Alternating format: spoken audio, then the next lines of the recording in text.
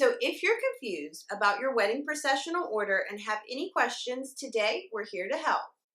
So first things first, I'm going to give you permission to do it differently.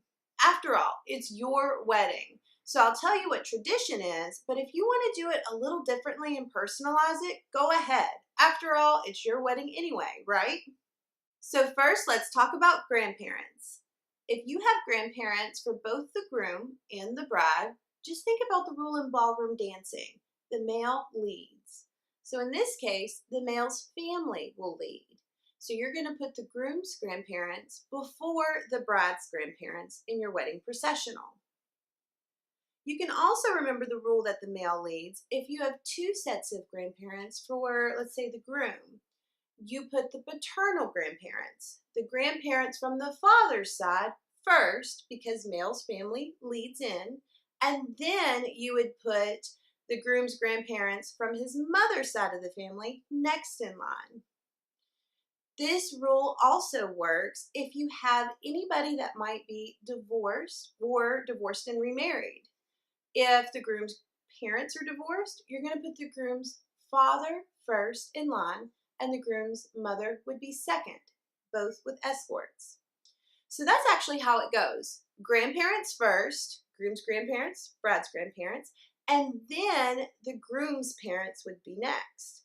And here's a little tip of where I really like to customize and personalize a ceremony. When you're doing the processional, everybody worries about how the bride gets down the aisle, but seldom do we make a big deal about the groom. I love it right here at this moment if the groom actually gets to walk his mother down the aisle because it's a special moment for her, and after all, moms absolutely love it. In the case where you have the groom's father showing up on the day as well, what you would do is dad would walk right behind the groom and his mother, kind of in the middle, so that way their faces could all be seen by the photographer. Or if your aisle is wide enough, you could personalize it even more and let everybody walk down the aisle side by side.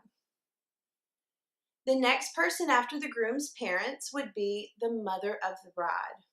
In this case, the father of the bride, if he's walking the bride down the aisle, mom's going to need an escort. I suggest any escort that might be a close family member first before you stick mom with a random groomsman. Trust me, she'll appreciate it. In Jewish ceremonies, mom's actually going to walk down the aisle with the father of the bride and the bride.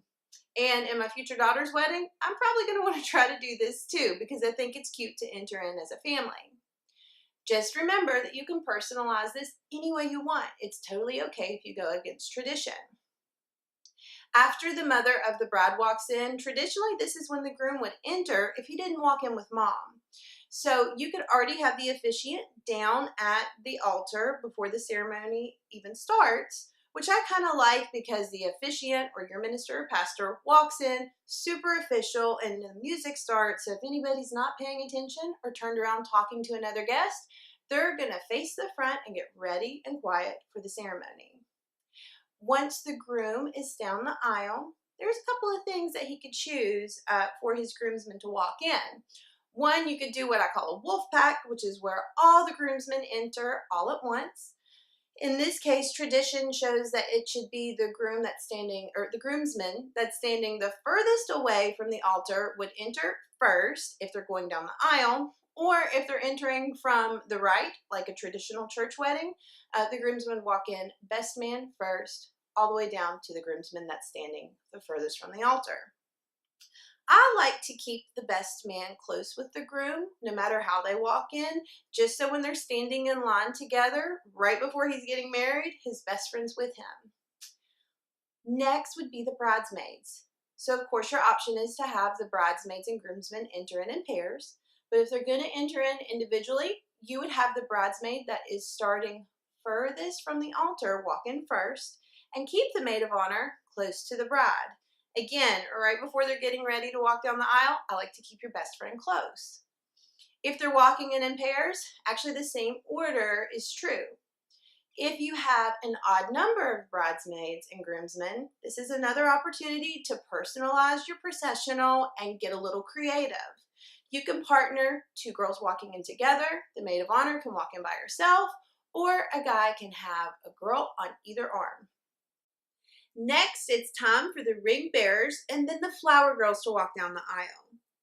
If you have really young children in your processional, you might be better off if you let them walk together versus separately. That way they're less intimidated by the crowd and they're more likely to actually make it to the altar. And finally, it's time for the bride to walk down the aisle. Traditionally, the bride is walked down by her father. But if dad's not going to be there the day of, that's totally okay. You have 3 different options to choose from. The first option would be to choose another male that's important in your life to walk you down. So for example, this could be an uncle, a brother, or just a close friend. Your next option would be to have mom walk you down the aisle instead. This way you still have a parent walking you in. And then the third and final option is to walk that aisle like it's a runway and walk down by yourself. Today, I hope I was able to help you figure out a little bit about your wedding processional order.